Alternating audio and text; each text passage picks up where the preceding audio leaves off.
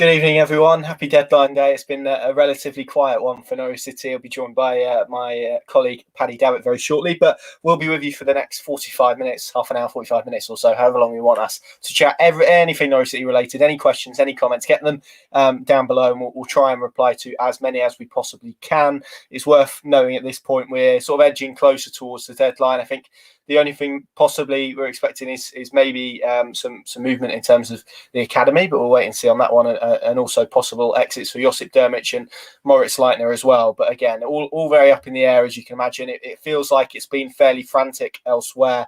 Of course, Norwich City did complete their own deadline day signing this morning. They brought in Orjan Nyland, as we've been reporting, I think, since the start of January, on a free transfer. So that one's taken a little bit of time, but there we go. So any comments, any questions, do get them in, Pad. I think we'll start with that man there, Orjan Nyland, signed for Norwich City this morning. Daniel Farke, very pleased to have got his man in his press conference earlier today. Yeah, talked up his experience, Bundesliga and Premier League. I've said it a few times, I find it strange that he seems to have quite an impact at Villa. I mean, he kept him up, as we all know, that infamous goal that wasn't a goal that he took back into the net against Sheffield United, which ultimately, in the final analysis, I think probably might have kept him up last season. So, yes, he's had to undergo back surgery. Whether that was a factor in Villa's thinking up until we actually have a chat with him, which we've not had the opportunity yet, just to dig down into how it ended at Villa, whether that was his decision, he decided to run his contract down, or whether Villa wanted to go in a different direction. But looking at it from afar, it seems like, well, I mean, I remember there was a few eye-catching League Cup displays as well where he was very good shot stopper. So ultimately, let's put our faith in Webber and Farke. You know, they've tended to get most transfers right over the entirety. Yes, there's been a few Ben Marshalls and Marley Watkins, but you know, even Manchester United and Arsenal in the Wenger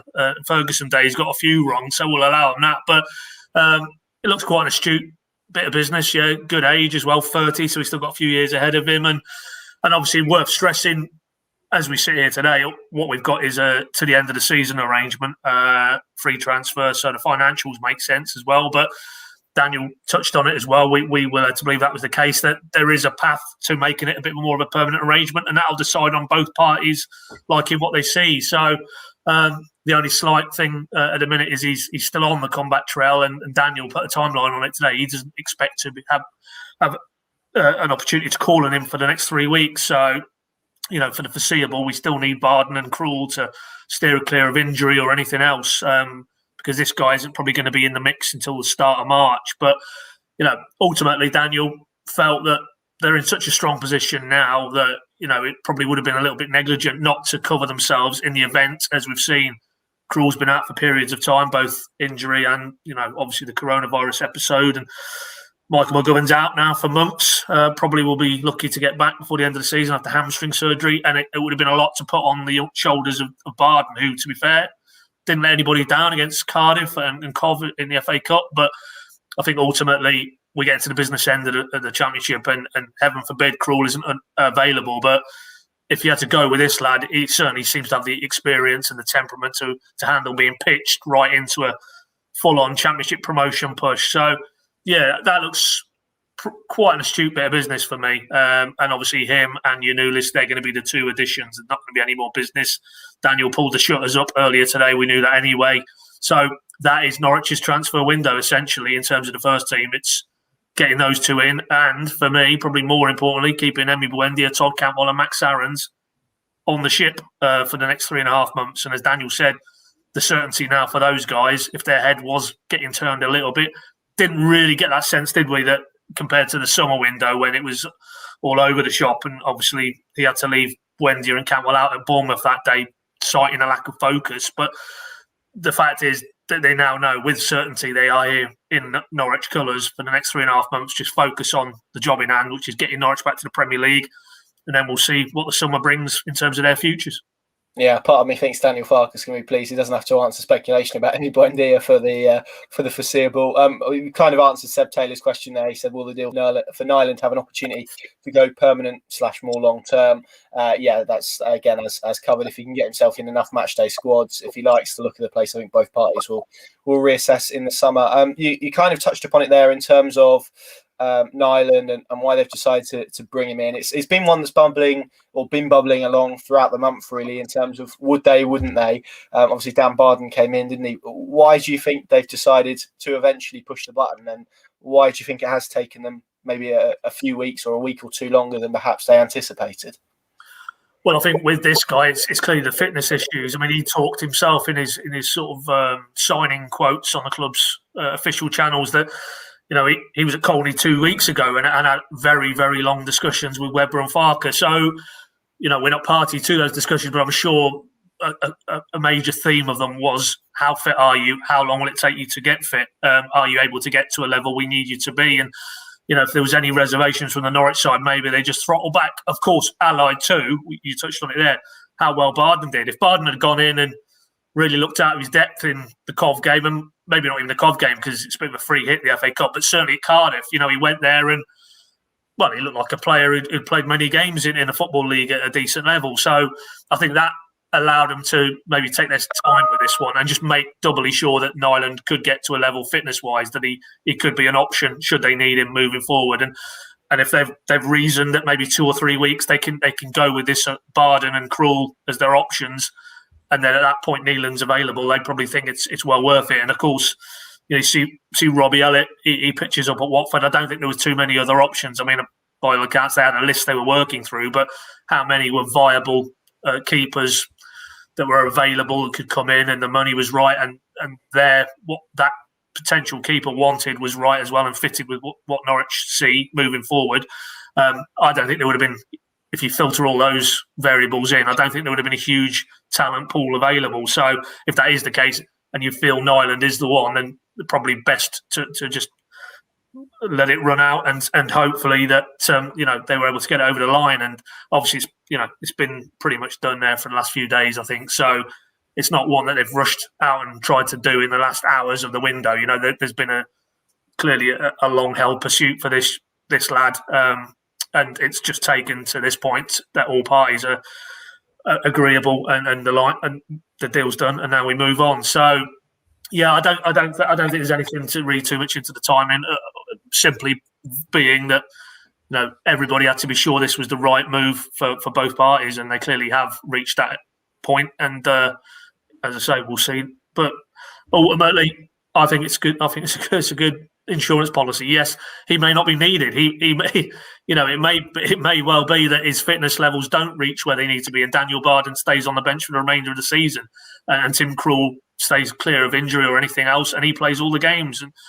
And there might be some fans who question what was the point in bringing that in. But, you know, hindsight is a wonderful thing, and they need to future-proof for every eventuality. And, you know, they got away, you could say, with the left-back situation through Jakob Sorensen stepping in. But, you know, you wouldn't want a situation now when the games are starting to run out and every weekend is crucial, that you're having to go into these massive games in terms of the future of the club with makeshift left backs or young, unproven goalkeepers. So I think it's very, very astute business. And ultimately, if he's not needed, then what does that mean? That means Tim Krul has probably played, and hopefully, if Tim Krul plays, then Norwich have got back to the Premier League. So everybody's a winner.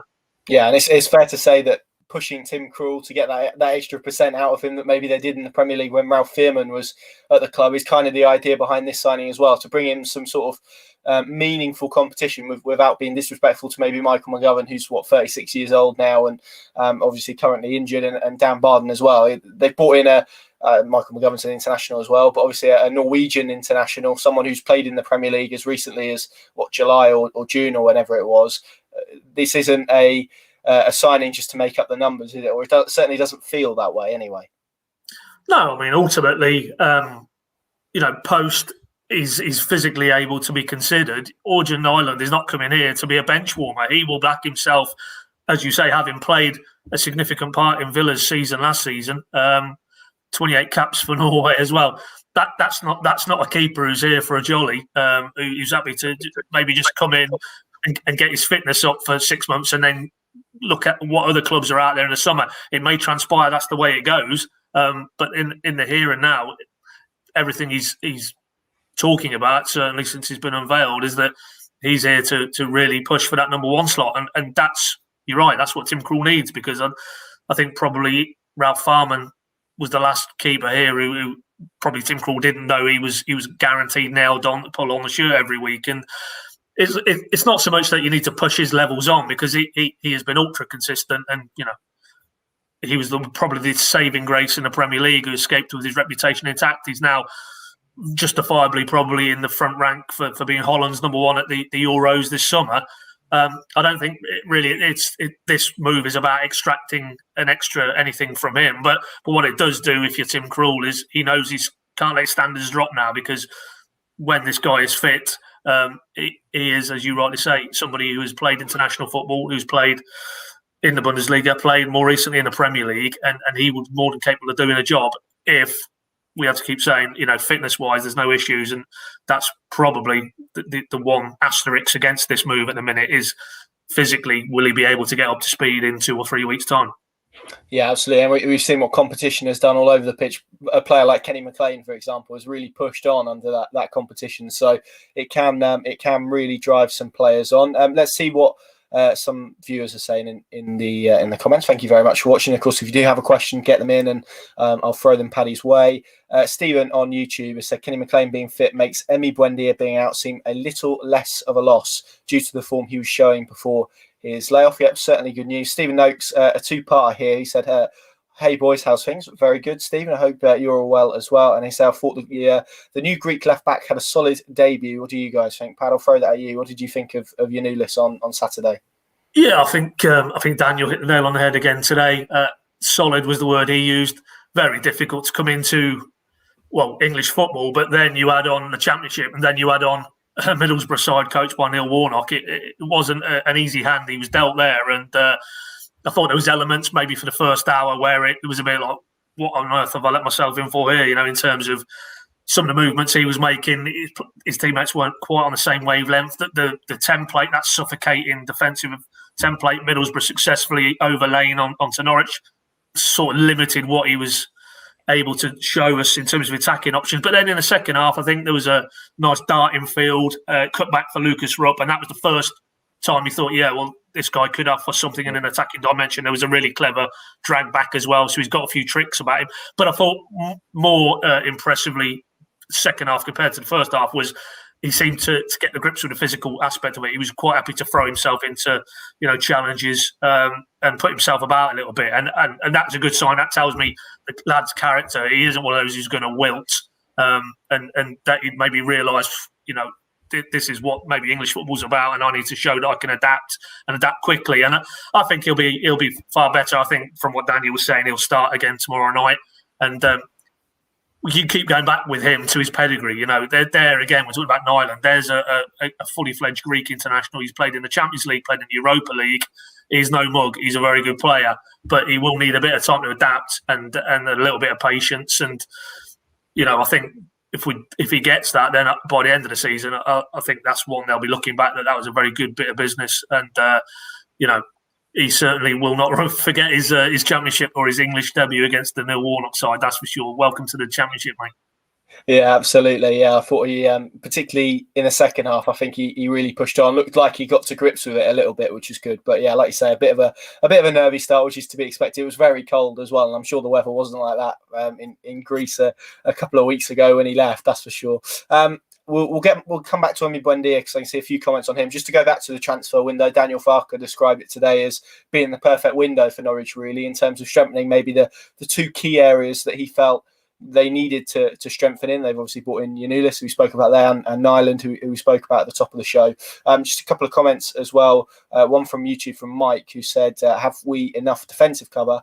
And then one as well I saw later on from Philip Vincent on Facebook, who said, I think we should have got some more centre-back cover in. This was something that Daniel Farker did sort of speak about a couple of weeks ago, maybe, that they would stay awake, which is, of course, his famous phrase to signing a centre-back. Ultimately, they've decided to go with what they've got. How much do you think that's because of Jakob Sorensen being freed up from that left-back position and thus becoming a sort of viable option should that position or should one of the three frontline options get an injury, I guess? Absolutely, yeah. And obviously young Bama Daly in the mix as well. But that's it, exactly. It is the versatility of Jakob Sorensen, which is why, yes, Daniel was kind of hinting that might be still an area that they would look to do something in January. But the reality is, if you've got Gibson and Hanley and they're playing games and they're staying fit, and then you've got Zimmerman to come in, it wouldn't have made a lot of sense for me, given, as we were talking about with Neeland, I'm not sure the talent pool's there in January that they could have brought in a fourth option, who essentially would have been fourth choice. So that didn't make a lot of sense when you've got Sorensen, should you need him. Tete, we've seen do a job there before. Yeah, I mean, the first part of that, I think they've definitely got the cover now. Xavi Quintilla didn't make the 18 at the weekend. Daniel confirmed today that was purely down to he had Sorensen and he had Giannoulis, and that's the first time this season he's not really probably had to give too much thought to the left back areas of his squad in terms of who's going to play there.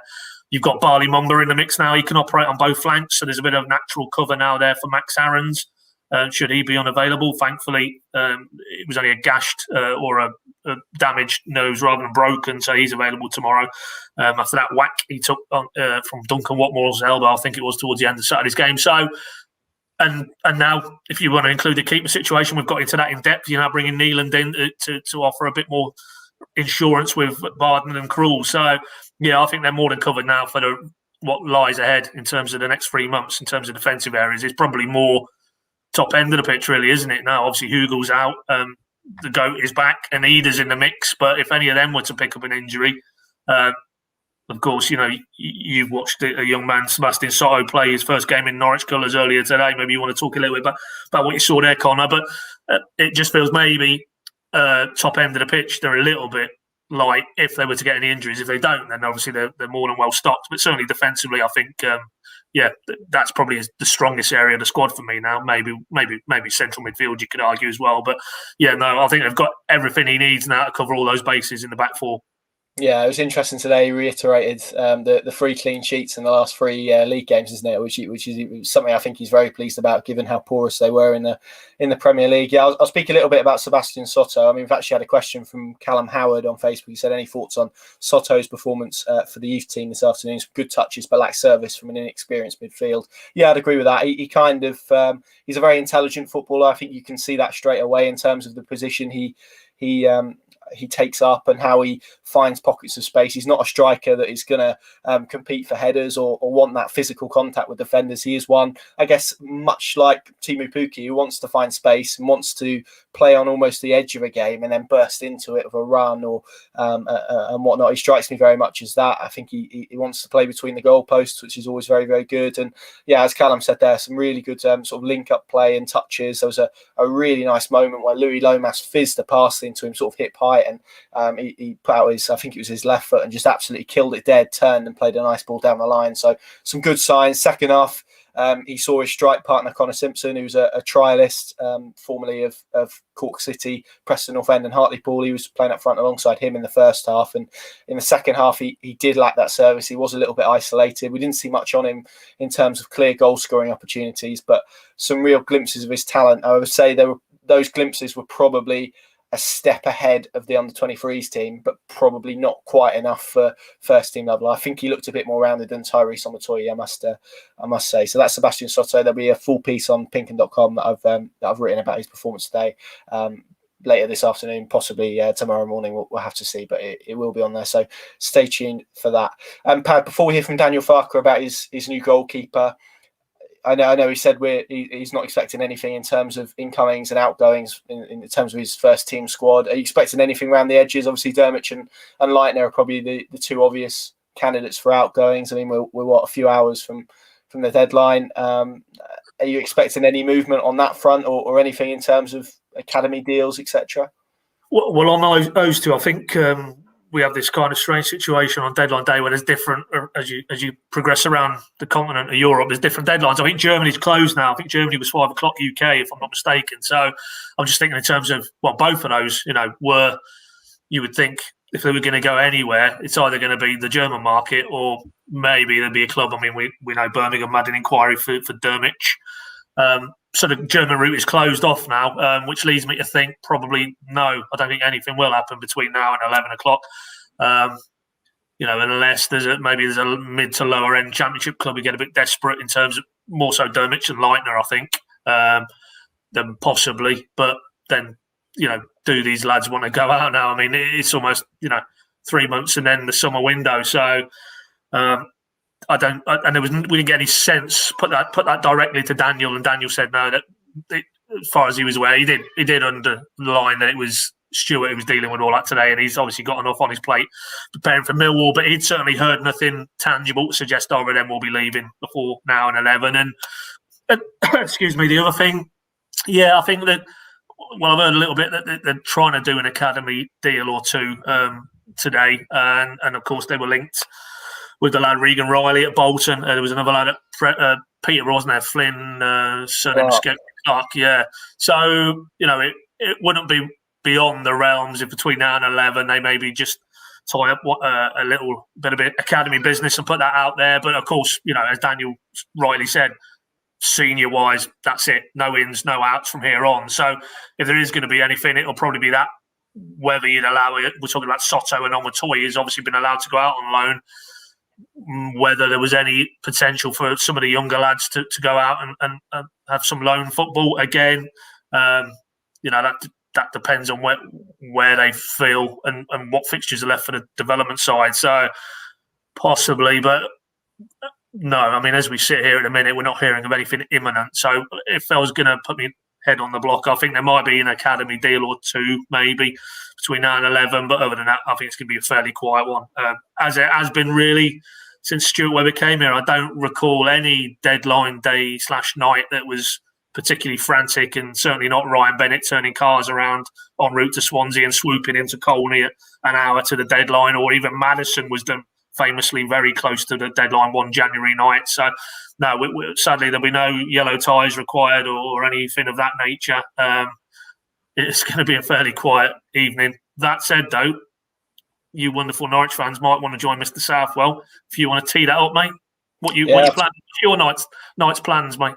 Well, it's actually my sister's birthday, so I don't think she's going to thank me too much. But I'll be on the live blog until the deadline. So if you want to chat anything Norwich City or ask me any questions about the transfer window, then do come and join me. If not, it's going to be a very lonely evening for myself, and I might get a box of pizza to ease me through. But yeah, I expect the yellow tie will be firmly in that wardrobe behind you. But to give you an idea, actually, before we hear from Daniel Farker about how Stuart Webber likes to operate on deadline days, I remember 2 years ago, it would have been a couple of days before the Leeds game, which I think is 2 years ago tomorrow. I think Tony flagged up, which is incredible, really. Before I took this job, I went to speak to Stuart Webber and for about 90 minutes did an interview with him that day. So it just goes to show you, I think, how relaxed and calm he is. And that was the time when Ivo Pinto was getting linked to Ipswich, if you remember. And I remember him sort of laughing and joking about that. So he's not a man. I think he likes to have his feet up and watch the action unfold from his sofa rather than be actively in the middle of it. Certainly, we're not going to see any Yannick Wildskut type deals this evening. Right, here's what Daniel Farker had to say on his new goalkeeper, Orlan Nyland, this afternoon. It was our responsibility to bring the best goalkeeper in we could find, and I think we have a perfect fit with Örjan because he has a quality. He has proved this. He has played on Bundesliga level. He has played on Premier League level. He has played on Championship level. He knows this league. He's a proven international for Norway. Is experienced, top personality, and he ticks many boxes. To be honest. It's difficult in January because you're also always looking out then for a guy who is totally in his rhythm and plays each every game, but these type of players are not in the market. So if it would have been possible to sign Manuel Neuer, I would have liked to sign him, but he was not on the market, if I'm honest. And for that, it's always a bit tricky because if you want a quality goalkeeper, it's either a goalkeeper who is out of contract or who is injured, or there's something with his former club and he's not playing anyhow. So it's always a bit tricky. If you want a guy who is fully in his rhythm and fully fit and has played many games before, you have to go for a guy from a lower league. So, but then he doesn't have the quality. And for that, I think we had a perfect fit with Örjan right now. He has the quality, he has his experience, also top character, top personality.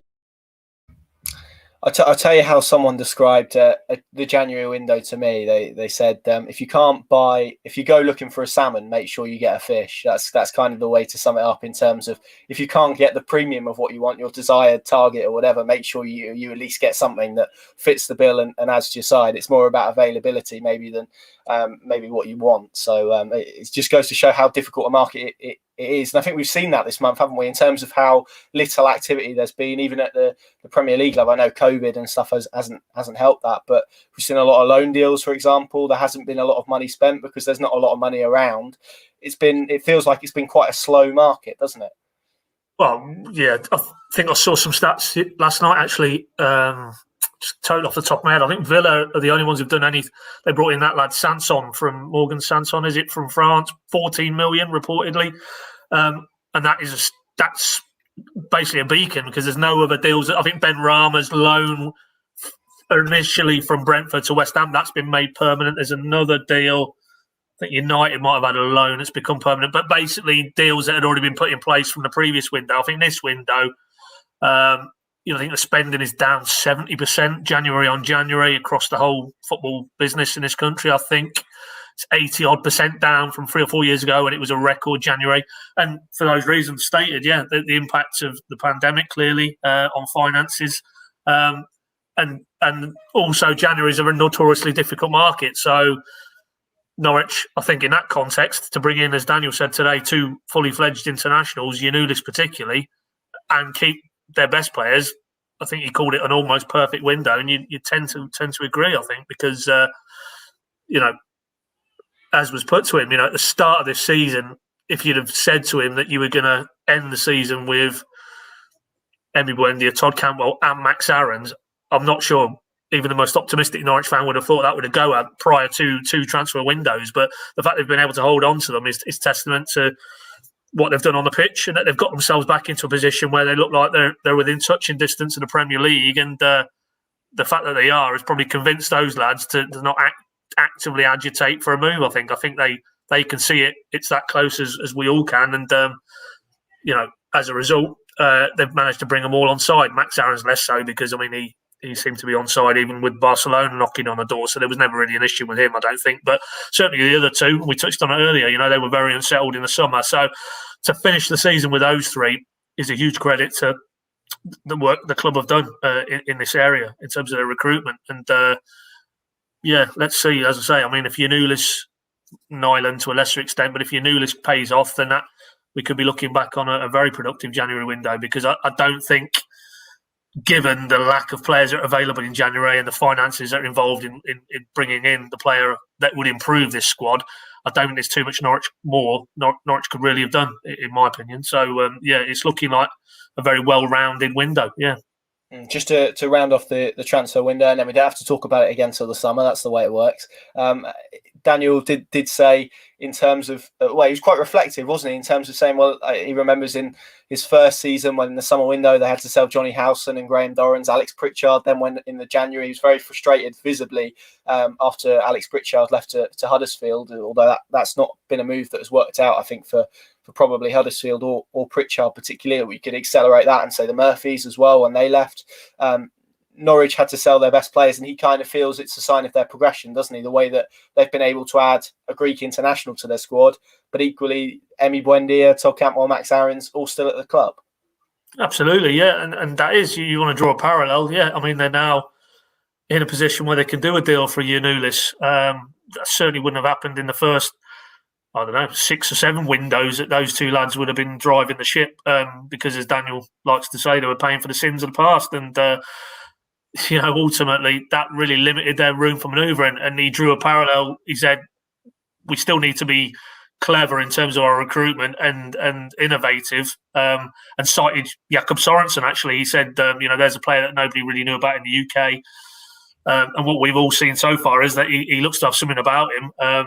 And they've not really relatively paid any money for him at all. So that looks another excellent bit of business. We don't really need to talk about the Buendia and Pukki deals because, we've talked about that ad infinitum in the past. But, you contrast that with, as Daniel said, and he said it, so he's not really been disparaging, but they're no longer looking at 3rd-tier German players. And that might be a little bit to do with the work permit restrictions now that can't really go into that market. But I think it's also more a reflection that they've now reached a level financially. They're no longer having to deal with the overhang that they inherited, and that's afforded them a bit more freedom to go into a market where they can bring in a Yanulis rather than, that player wouldn't have even appeared on their recruitment radar 6-7 windows into the Farke Weber era, just because it wouldn't have been a viable deal. So, and that should only continue from here. I mean, obviously there's a small matter of getting this thing done on the pitch and getting back into the Premier League. But if they were to be in the Premier League in 3 or 4 months' time, I think you would see a summer window where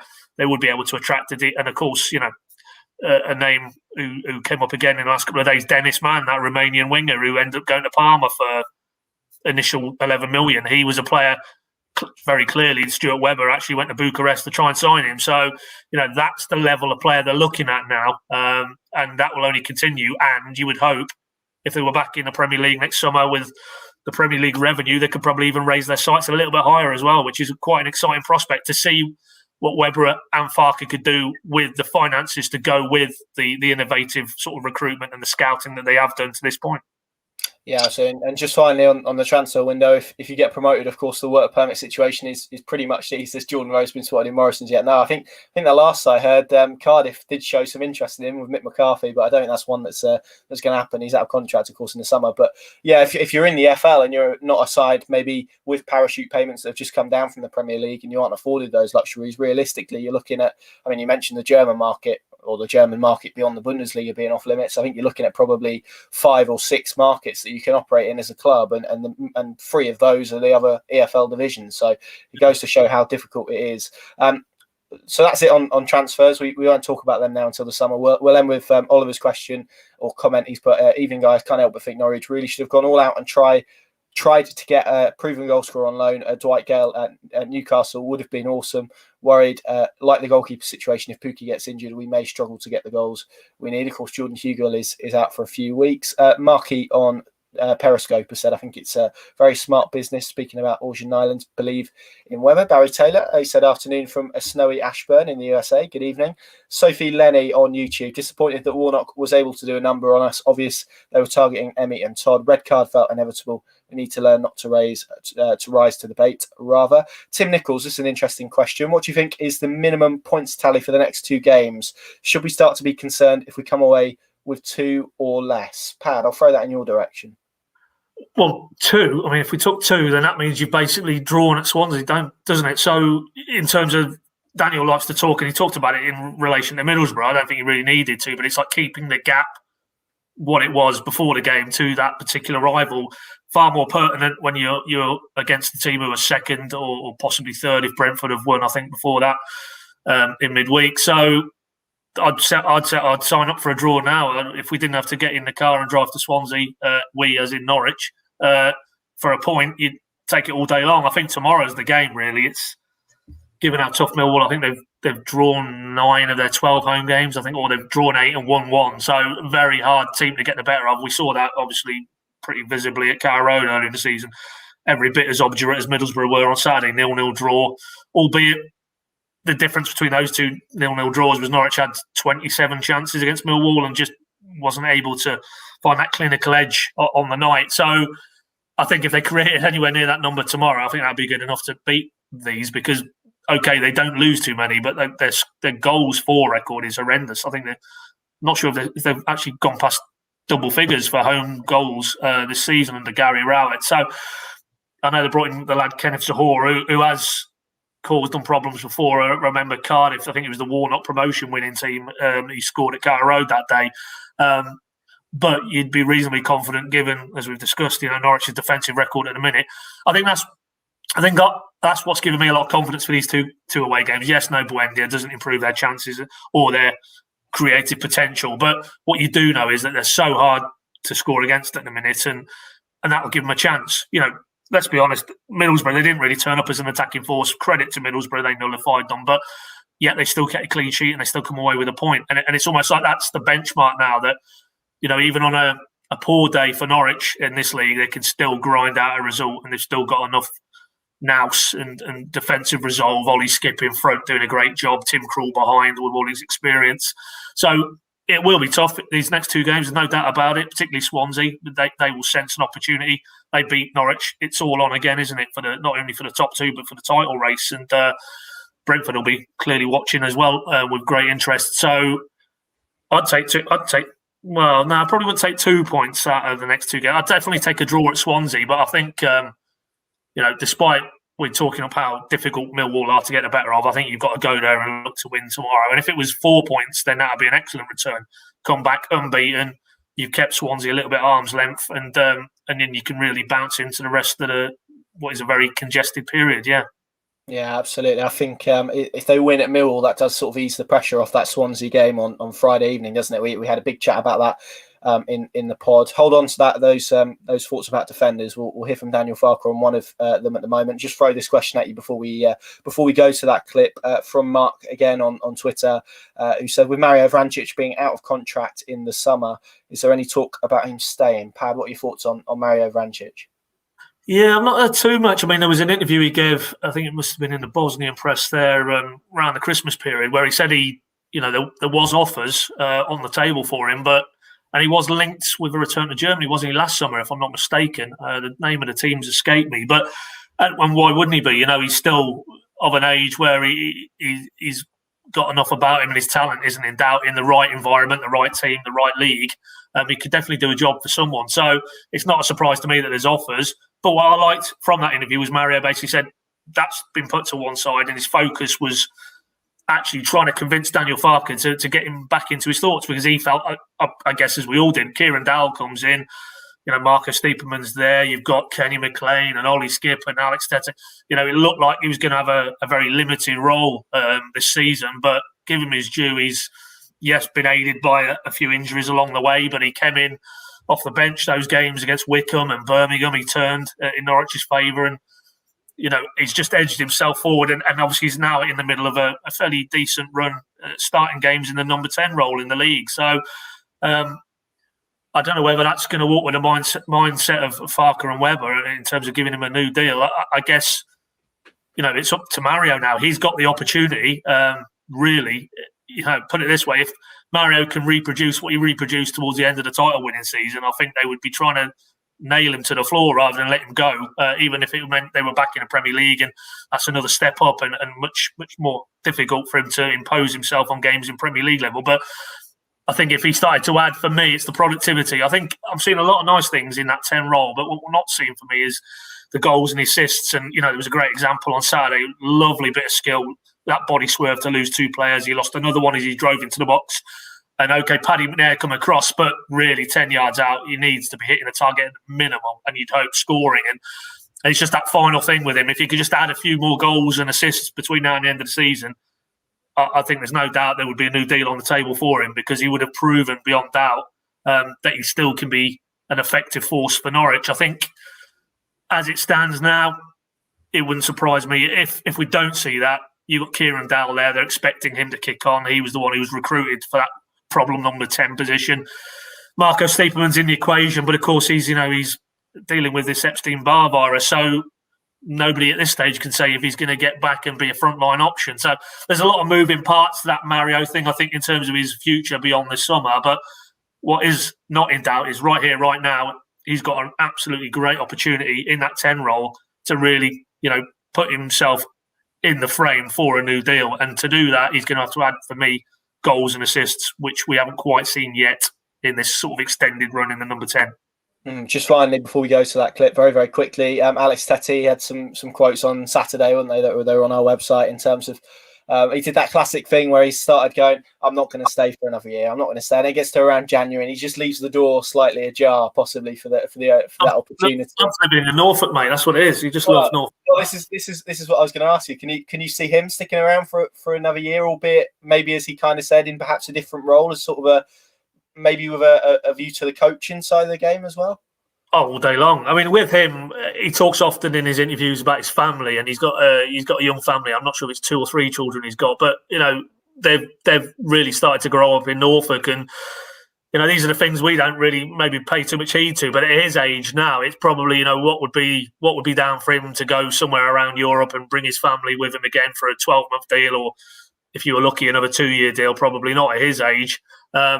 Is it worth it when his family are settled here? I think that would be a huge factor in terms of, he's got his family here now. They're in schools, I'm sure. They obviously love living in Norfolk, and that must be a huge factor. So, but I thought what the most interesting aspect of that interview was, that's the first time I've really heard him verbalising about maybe coaching ambitions. I don't think we'd seen that before, and whether that's coaching in terms of senior football or whether academy and development level. But if that is really at the forefront of his thoughts now, then you'd certainly want to try and do something if you're Norwich, I think, because what a servant he's been, what an example he is. He's a role model, in terms of how he carries himself and the influence he must have on those younger players, those impressionable players who look at him and look at his longevity.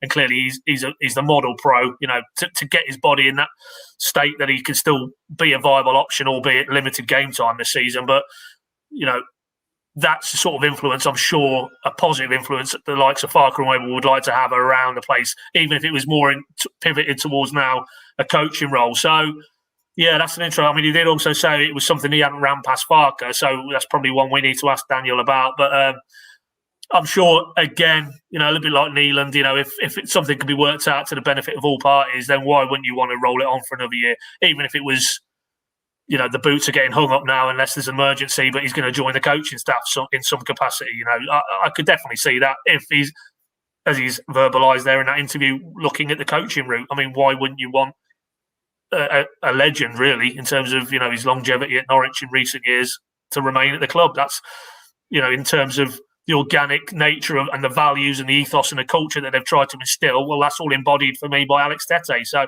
why wouldn't you want a positive role model like that to stay if he wants to stay? Absolutely. There's been some really nice moments which maybe haven't been captured on the cameras that you guys get to watch along with, where he's just maybe just after half time or just before a game, he's just put his arm around Ollie Skip and is maybe talking him through little things, which is brilliant, really. And that's the kind of influence you want him to have. And we spoke about one positive role model. We'll move on to another. Here's Daniel Farker speaking about his captain Grant Hanley today, who he's very impressed with. Yeah, I'm pretty happy with Grant. Don't tell him there, because internally he always gets pressure, because I always want him to improve. And yes, also so much potential, and he has also improved so much over the past more or less 3 years since we worked together. And yeah, he's in a fantastic shape. Yeah, but I still ask for more goals after set pieces. I still ask for even more in terms of build-up passes. I think he's doing fantastic at the moment, but don't tell him too much anyhow, because I consistently keep the pressure high on him, because I want him to improve further on. And he has so much potential in all topics. Quite often, I heard the commentary speak a bit about not one of his skills is the pace. Anyhow, Grant is more or less after Przemysław Przeszyta and Dimitrios Giannoulis our quickest player in the whole squad. So he's a fantastic lad, fantastic defender, fantastic leader, fantastic person. But again, I want to improve him even right now from day to day, and he needs a bit of pressure, and I will keep going also to hold the pressure high on him. There you go. A nice little side note for a certain Sky Sports co-commentator who I think has been getting a lot of attention on social media for some of his comments about Grant Hanley. Daniel Farker's a very brave man, Pad. I don't know about you, but I certainly wouldn't want to tell Grant Hanley he's had a bad game of football, would you? Particularly how fierce he is at times. I think you're on mute, mate.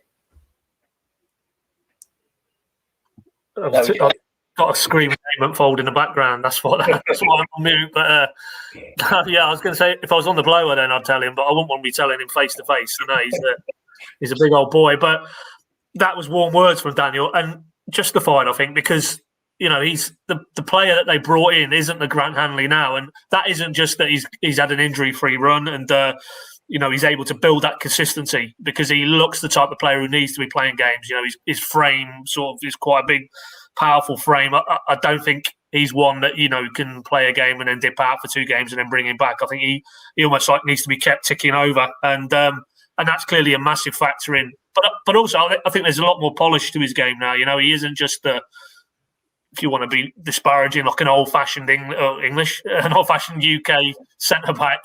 who just heads it and gets it and then gives it to a better player on the ball. He's we saw, on Saturday, numerous examples. He was stepping out into midfield. A couple of chances Mario ended up having in the first half. It was Grant Hanley feeding balls into him.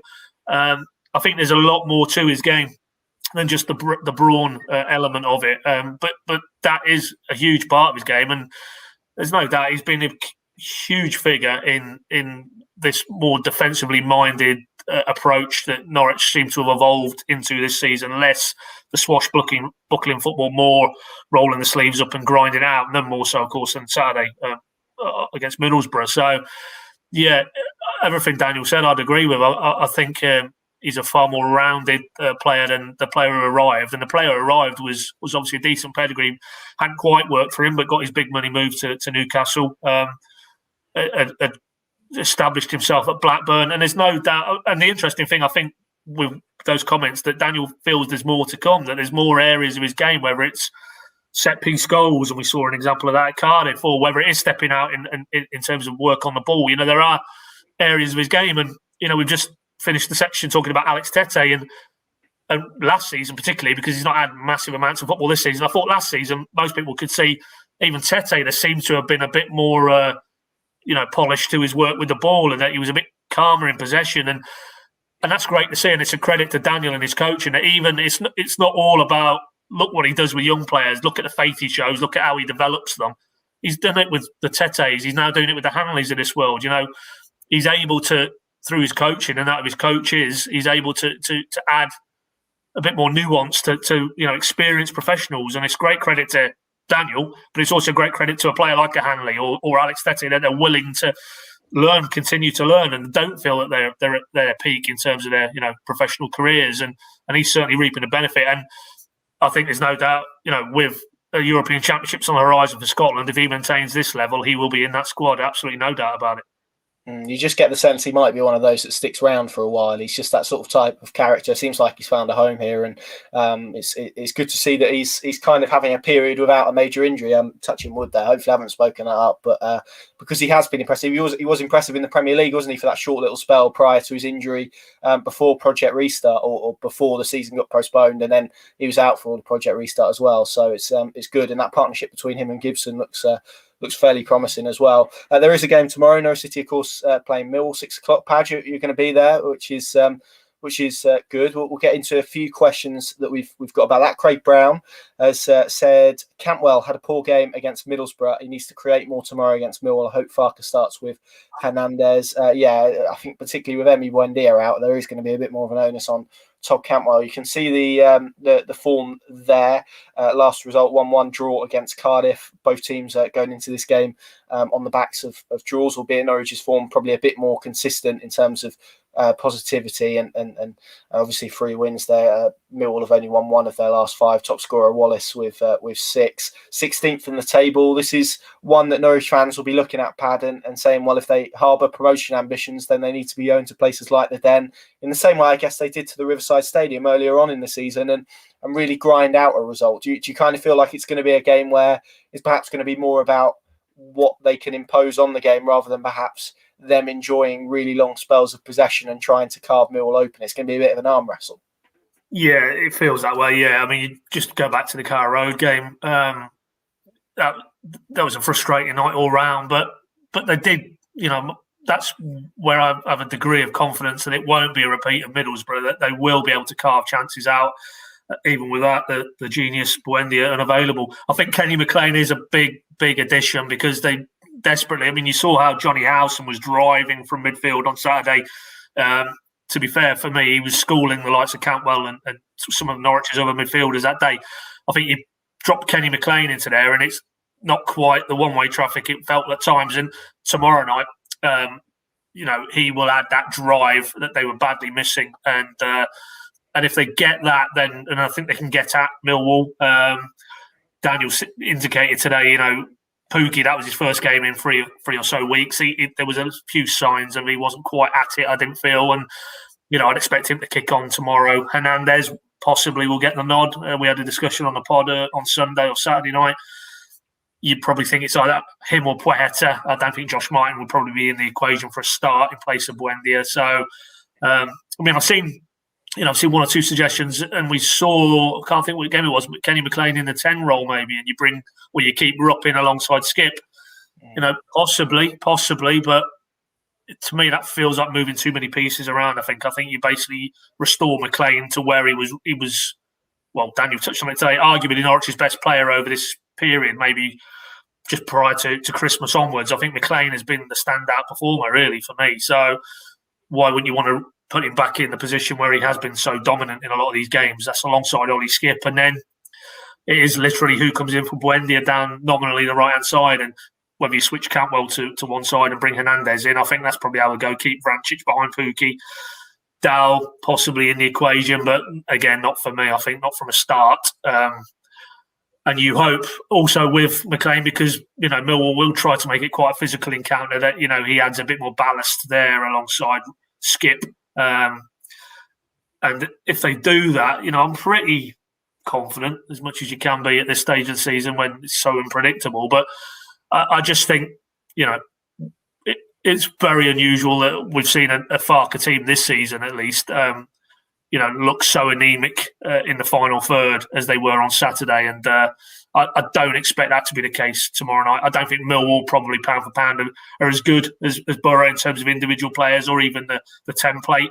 I think there will be more chinks in the armour for Norwich to exploit tomorrow night. And, I would expect them. It might be a tight affair, but you'd expect them to fall the right side of it. And then, as you rightly said earlier, then they can head to Swansea with a little bit more confidence. What you don't want, obviously, is to limp into Swansea having dropped more points, or even worse tomorrow night. Because then, at the minute, I think people accept that you're going to get an afternoon like Middlesbrough.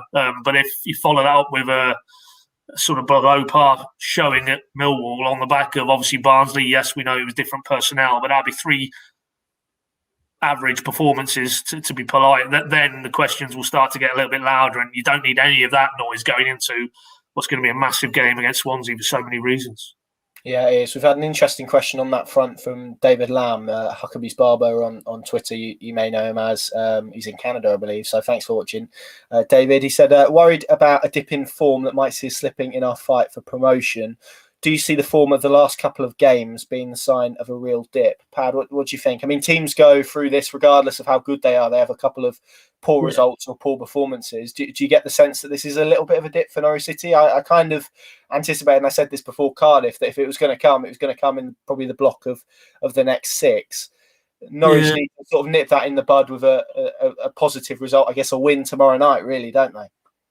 Yeah, I mean, to be honest, all season, it's been just enough, isn't it? It's been however many single goal wins they've racked up. It's been hard work. It's been arduous. There's been glimpses of the quality that they can produce because they've got very good players at this level. Cantwell and Buendia against Cardiff at home was probably the essence of it, where they were so dominant that day, and they added the goals as well. And that was kind of akin to the sort of displays we saw in the title-winning season a lot of the time, where it was just almost carefree, free-flowing. We're good players. You've given us time. We're going to punish you, type of thing. And of course, always with these equations, it's not simply what Norwich are or aren't doing. It's what the opposition are doing. And the respect that Norwich are being afforded. Neil Warnock's turned up here. He's got man for man, Cantwell, Buendia. He's basically stuck more or less Dale Fry all over Pukki wherever he went on the pitch, and it's just an acceptance that you need to stop Norwich. You cannot take Norwich on in an open game of expansive football, because at this level you're probably going to come off second best. So that's why it's felt more of a grind this time round. So I take the point, and we just discussed it. Does it feel like a blip? I just think it feels like more of the same. But the difference in these last 2 or 3 games is they haven't found a way in terms of getting that goal or getting a couple of goals and then just seeing out the game. That's the area that maybe has slightly changed differently. But I think that over the entire season, it's been this type of incremental, having to fight their way through it, and doesn't feel as fluent as 2 years ago. And maybe that's just the way it will be for the rest of the season. But they do definitely need to find a bit more punch. And that's why I hope Pukki just needed maybe 1 game to get back into his rhythm, and we'll see tomorrow night, if they can give him the right type of service, that effervescent energy, high tempo when he's at his peak, If we can see that type of Pookie, then as long as they're creating some chances, I think he'll take a few over this period, and then we hopefully won't be talking about an area that might cause them some discomfort in terms of finishing in the top two. Absolutely. This is the start of a very, very big month for Norwich City. 7 games, of course, in the shortest month of the year. So it's going to be interesting to see what the state of play looks like when they emerge out of it. I think we will ask for your score predictions now. Pad, how do you see this game? Stephen's gone ahead and given us 2 predictions. Let's hope so. That would be desired, wouldn't it? How do you see this game going tomorrow evening? I mean, you've kind of hinted that maybe you've got a degree of confidence or a bit more confidence than you did in Saturday's game. Do you feel that Norwich have enough, especially without Buendia out, from an offensive sense, which I guess is what the question marks are going to be about, to come away from the Den with a result? Because Millwall are going to sort of posed a similar challenge in terms of being defensively solid and maybe looking to cash in from a set piece. Yeah, exactly. I am, but obviously, if it turns into another arduous, very similar type of game to Borough, then you just hope the frustration doesn't seep in. That there's enough patience, because I still think even if they have to go late, which is one of the hallmarks of this Norwich side, they wear teams down. If they have a lot of the ball, try and move Millwall around, and the chances will come. And you just have to believe, rather than trying to do something that isn't really in the game plan, and then they maybe leave themselves exposed, maybe commit too many forward. And then, because what you certainly don't want tomorrow night is Millwall to get their noses in front, because if they've got something to hang on to, then it's only going to redouble their defensive efforts. And obviously then they don't really have to come out of their kind of compact block, do they? Which I'm sure is how they'll set up originally. So I think it's just an understanding or an acceptance. It's probably going to be not a dissimilar game to Saturday, and can they deal with what they have to in terms of Millwall's threat, which, as you rightly say, will be set pieces primarily. And then, let's hope Barry's wrong on that sentiment. But that was probably one of the few occasions this season where Norwich almost got run over a little bit over the top of. Luton were very aggressive, and yes, Norwich were missing a few players that night, Krul mainly, and Luton. But they never really looked like they had it. And let's be honest, Buendia was in that team. He scored that night, actually, from the penalty spot, didn't he? So, I don't think necessarily having Buendia out really is going to ultimately decide what happens in these 2 games. It will make things a lot harder. Certainly the Swansea game, I think, because that'd probably be a better fit for him. But for tomorrow night, in a roundabout way, it might not be his game, might not have been his type of game anyway. It might be one for an Hernandez to stretch the play, or a Todd Cantwell to get into those pockets that Buendia normally would inhabit. Maybe it gives Todd a little bit more freedom to get himself on the ball in those areas, and obviously hopefully Vrancic, if he plays as well, if he can add a little bit of quality, which we know he possesses, then I wouldn't say it'll be a comfortable night. It definitely won't be that. But I would still think when the dust settles, Norwich will have enough about them, even without Buendia, to get the result. And then, then we can maybe talk about Swansea in depth a little bit later in the week. But I think in the here and the now, it's just show us what we think they are, which is a team more than good enough to be 4 points clear at the top of the table. And if they do that, then they've got too much for Millwall, I think, albeit we know it'll be a very tough night. Go on then, what's your score prediction? 2-1 Norwich. Yeah, I think another 4th clean sheet might be a bit too much to hope for, but I don't see them not mustering as fewer shots on target or off target as they did on Saturday. So 2-1, mate. What about you? Yeah, I would be inclined to agree, actually. Yeah, I think they will edge this one 2-1. And then hopefully the importance of that Swansea game, it gets eased a little bit, and they don't go into that with so much importance on getting a result, and maybe they could live with a draw. That's kind of the aim, I think, isn't it? I can see some very positive score predictions. Barry Taylor's gone for 2-0 tomorrow and then 1-0 on Friday night. Julian Scott 1-0 for both, which would be an ideal away performance in the Championship, wouldn't it? So there we go. Pad, thank you very much. Of course, he's going to be at the Den tomorrow, so pinkin.com is the place to go. I'll be on there tonight with our live deadline day blog. Please do come and keep me company and ask me some questions, and we'll see through to the deadline together. Obviously, not expecting much from Norwich City, but I'm sure there'll still be plenty to discuss and get our teeth into. We'll leave you with our final clip from Daniel Farke's press conference today. He's missing you all very, very much, and he wanted to say that very much. Make sure you stay safe, and we'll see you all again very soon. Yeah, it's sad. I love human beings, and especially football fans, if I'm honest. And it's all about relationships, also in life, and it's more like to be good to each other, and it's important. Yeah, and of course, there are sometimes also emotions and some criticism in this business. You don't have to take it personal. It's just important anyhow.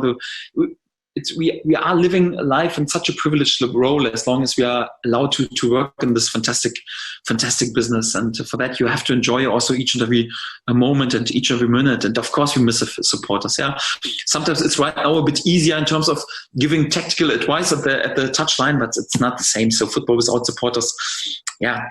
It makes no sense. At the moment, it makes sense because we have to keep going. We have to give them also some other topics to speak, and not just about this horrendous pandemic anyhow. So for that, I think it's our responsibility right now, if it's anyhow possible, to keep going. But we can't wait also to have the fans back, to go back to normality, and rather sooner than later. At the moment, we still have to be a bit patient. Hope when the summer comes, it's a much better situation. Hopefully then we are also allowed to have a full carol road and can celebrate also some football games altogether.